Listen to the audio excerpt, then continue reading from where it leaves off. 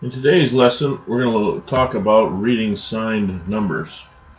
In the past, we've dealt with whole numbers, and that allowed us to talk about whole quantities.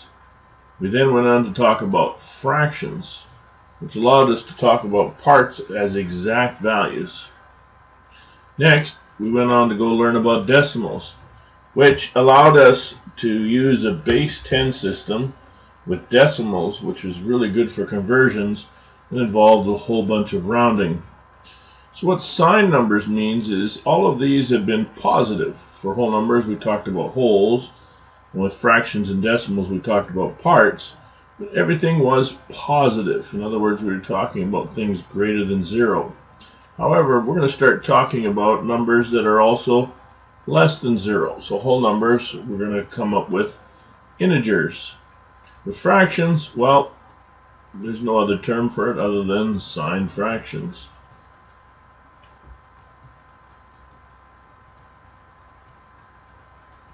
For decimals, well, you probably guessed it, we're going to call them signed decimals.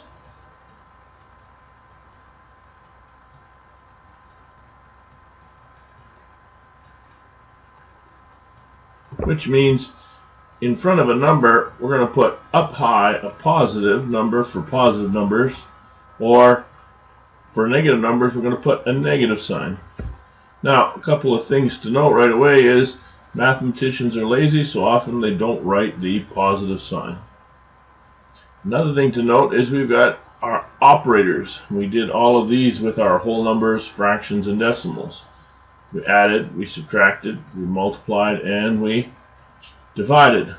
We'll take a special note here because those look a lot like positive and negative, but we're going to call them add or minus. They are operations.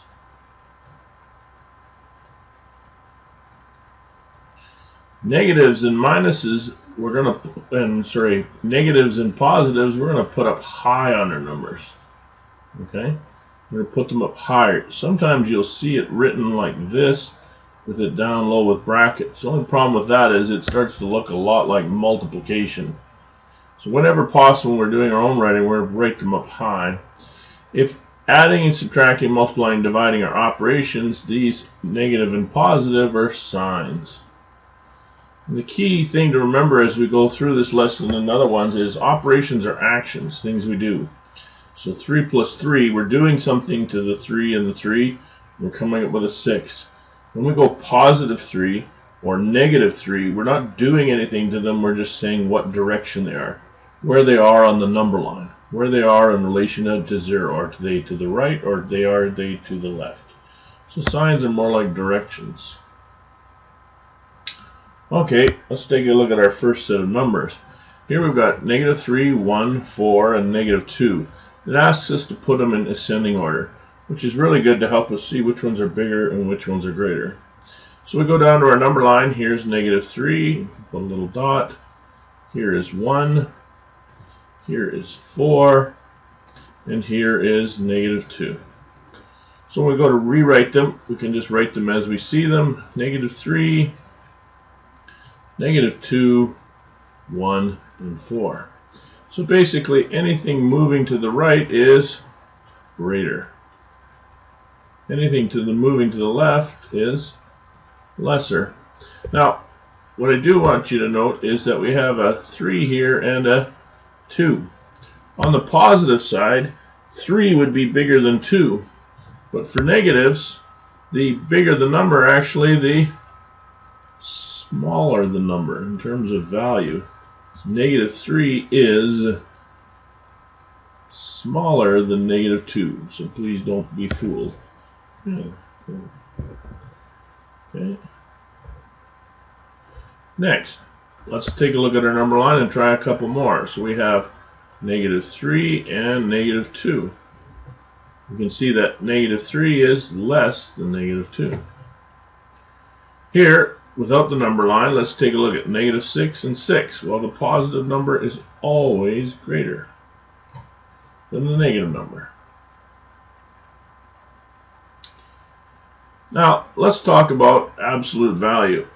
And where absolute value is important is sometimes we want to take away the direction. We want to take away the sign.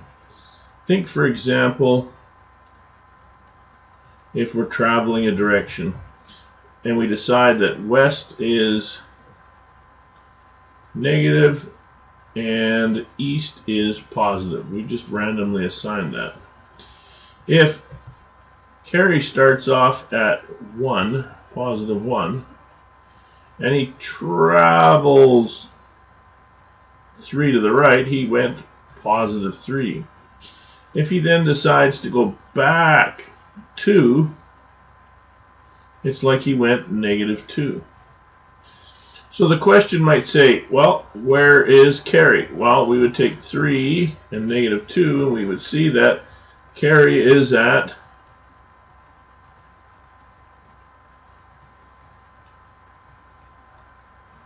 2. And that's really great where our positives and negatives helped us find that. We went positive 3 to the right and negative 2 to the left. But what if we say, how far did Carrie go?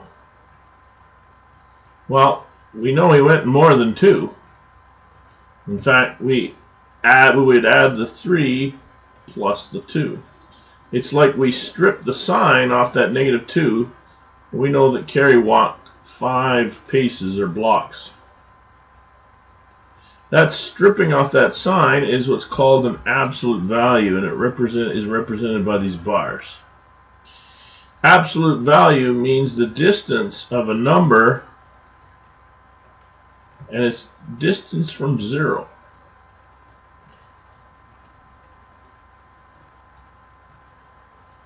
It also means the number with no negatives. No negatives. It just always becomes positive. So if we think of 3, let's take a look at negative 1. How far is it from 0? It's a distance of 1. So its absolute value would be 1. Let's take a look at negative 2. Its distance from 0 would be 2. Similarly, if we take a look at 2, its distance from 0 is also 2. So the big thing is, regardless of what sign you have in here, remember this being plus because we don't write it anymore, the answer will always be positive. And that's great for questions where we're asking for the magnitude of something. Let's try one last one. We know so far that we've got these things called brackets. And so if we do an operation like 3 minus 2 times 5 over here, normally we do the multiplication first, but we've made a change. We've forced a different order. Because of the brackets come first on bed mass, we would do the brackets first. You'll all remember bed mass, brackets, exponents, division, multiplication, addition, and subtraction. We also then went on to do some math with 3 times, let's say 5. Here, instead of calling them brackets, we decided to call them parentheses. They look the same, smell the same, talk the same. However, notice there's no adding or subtracting. We are not changing the order of anything. We are just trying to signify multiplication. That's what the parentheses mean. So you can see it can be a little confusing when we start writing negatives inside brackets. But usually there'll be some operator in between. It's a practice done in text. Carrie does not recommend it because of all the confusion and stuff. Ixnay on the use of the negatives, but we need to be able to know them, be able to read them. The absolute value then also can have operations in between. So if I do 3 minus 4, it's actually going to give me -1, but they're inside these brackets, which are straight lines. So you would do the operation first, and then you would apply the absolute value, so the answer will be 1. So similarly, if we take a look up here, 56 minus 61, we would get -5. Our absolute value brackets, apply the absolute value, and the answer would give us is 5. So the big thing is treat these absolute values, bars, as brackets. Thank you for watching today's lesson.